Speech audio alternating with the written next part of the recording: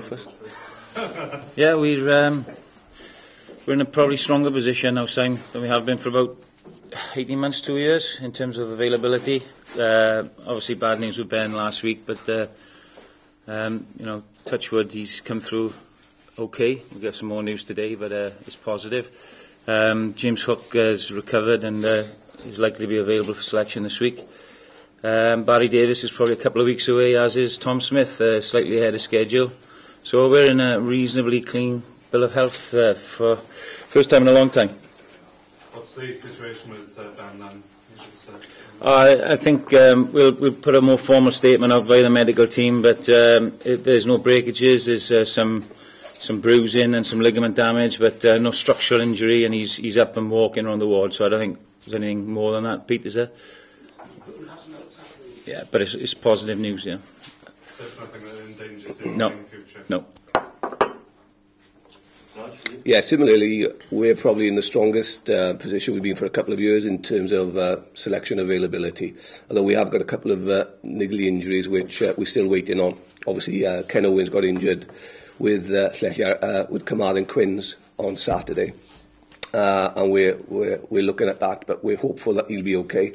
John Davis's ankle, again, is something that we're monitoring, and we're very hopeful that will be okay. Rhys Priestland has got a knot in his hamstring, which again we'll have to wait and see till about Thursday whether that's going to be okay or not.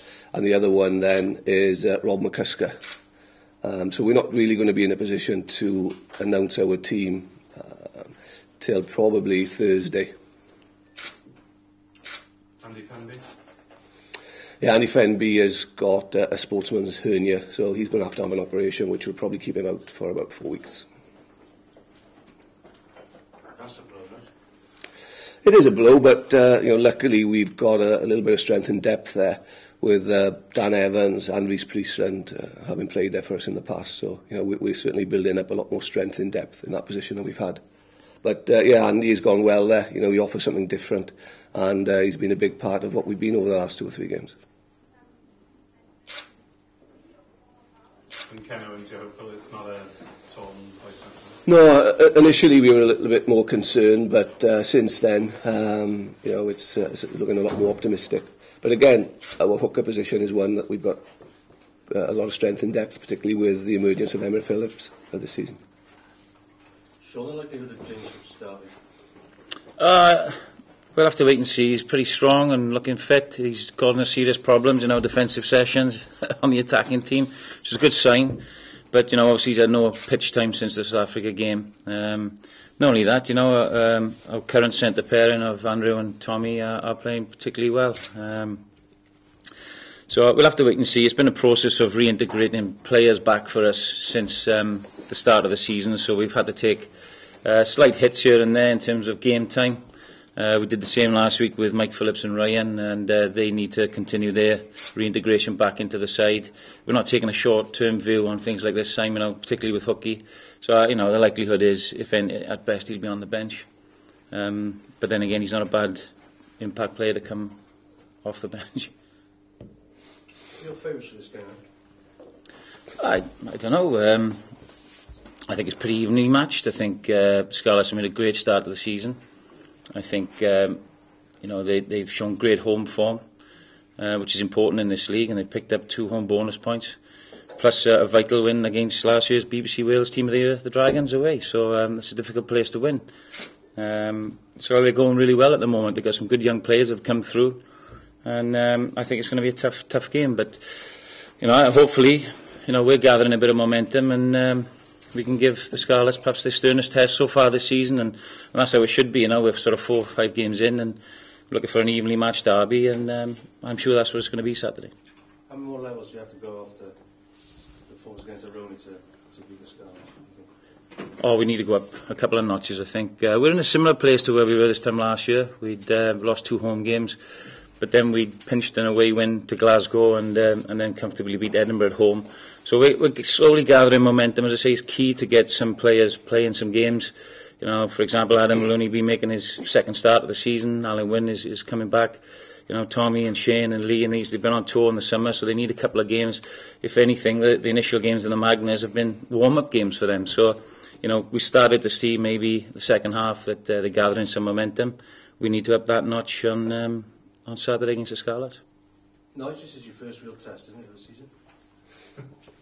Well, I wouldn't say that. You know, you've got to give credit to the other teams we've played. I think Connaught have surprised a few people already.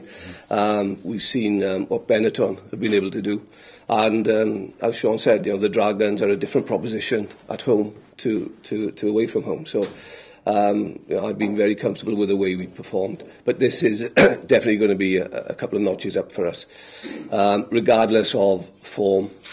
It doesn't really count for much going into a fixture like this. I think the important thing is other people will say who's favourites, who's not favourites. It doesn't really matter to the two teams. The two teams will be confident in their ability and they believe that they can win, and you know, that's going to make for a cracking encounter. Nigel, does the fact there's a big European game coming up after this add extra edge to the game, or does the game just stand up in? No, I don't think it needs extra edge, to be honest. You know, Europe will look after itself.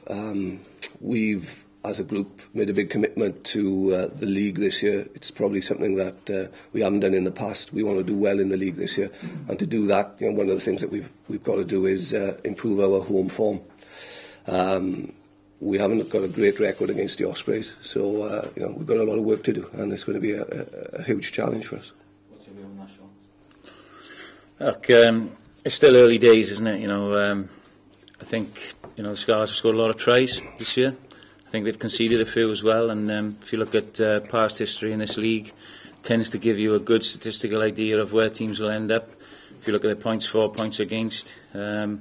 Having said that, it's very, very early. You know, we had a particularly tough defensive workout over in Limerick a few weeks ago, and then we had a bit of an attacking run out last Saturday. I think this week we're going to see a full-on workout both ends of the field. So that's great for us. It's great for the fans, and you know, obviously with Europe coming up as well, it's great for the players that they have such a stern test away from home before going to Toulon, and places up for grabs with us. They say we've got a clean bill of health, so the players know that. Some are short of game time and they'll be able to prove something on Saturday. Is it when are you on Toulon? No, not at all. No, not at all. Nigel, you played in this game, or a version of this game. Does it still kind of get the juices going? Oh, absolutely. You know, I think it's one of the big games. People want to come and watch this game, and rightly so. The intensity that it generates, the rivalry is hugely intense, but there's a lot of good friendship there as well, you know, and it's probably appropriate that we're holding this press conference here because I would say in this area in particular there's probably a mix of supporters either side of the Lougher estuary, and you know, that bridge unites us a little bit there, and a lot of people work together. I know in this building itself there's a lot of Osprey and Scarlet supporters, so it adds a little bit of extra flavour and edge to the whole encounter. So there's a lot on it, you know, not only for the players but for our supporters as well. For the players, it's obviously, you know, their ultimate hassles, kind of all that kind of stuff. That kind of adds to the spice, doesn't it? To a certain extent, I suppose. You know, some may view this as a sort of a trial game, but really, you know, you can't look too ahead of yourselves, and it's about performing on the day. It's a massive game in its own right, and both teams understand that and realise that.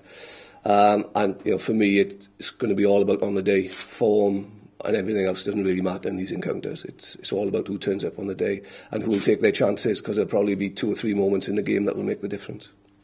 It's the fact that one of the best referees in the world is taking charge help in Nigeria? Yes, you know, quite possibly. It's going to need a strong character in the middle to manage the game. And traditionally, you know, there have been incidents in games between us in the past, but that adds to the spice. And to have somebody very knowledgeable and strong in that area will certainly add value to the game. Sean, does this game mean anything to the Ospreys? It also means something to the Scarlets, but you know, you got Toulon coming up, all this kind of. Can I say something about the referees first? Because I think we've all found it slightly frustrating, the inconsistencies at the start, and it's very difficult for referees coming in cold to these new directives. I'm sure Nigel's the same as us here. We've been coaching a particular way all summer, telling the players about what to expect, and we haven't really had what we've expected to date. now with a top-class referee who's been refereeing down under in the Tri-Nations, should be right up to speed. He's one of the top, 4 or 5 refs in the world. We'd expect these directives to be enforced. So, that augurs well for the game. It should be a good, clean encounter. With regards to the Ospreys in this game, it means a hell of a lot. Contrary to what Nigel says, I don't think there's many Scarlet supporters the other side of the Lacher Bridge. No, I'm only joking. There is that. Of course, I worked for 6 years down here. I worked with Rupert and in the college, which is now a big part of the Scarlets, and so I understand the fervour that is down here surrounding these sort of games. For us, it's the same. We've quickly united as a region. It used to be Swansea and Llanelli, perhaps big, Neath and Bridgend versus Llanelli, but now it is clearly the Ospreys against the Scarlets, and we've already had memorable games against them, both at Straddy, at Parc y Scarlets, down with us at the Knoll or the St Helens, or now the Liberty, and I'm sure Saturday will be no different. Big Saturday night's a different kick-off for us all. We're hoping for a full crowd with a good representation of Ospreys. It does mean a hell of a lot, and of course, there's the added value of the international selectors watching. And, clearly we both want to push up in the Magners League because having a top 4 place now is vital. And, for us, away form is important and nicking points away because they are crucial to where you end up.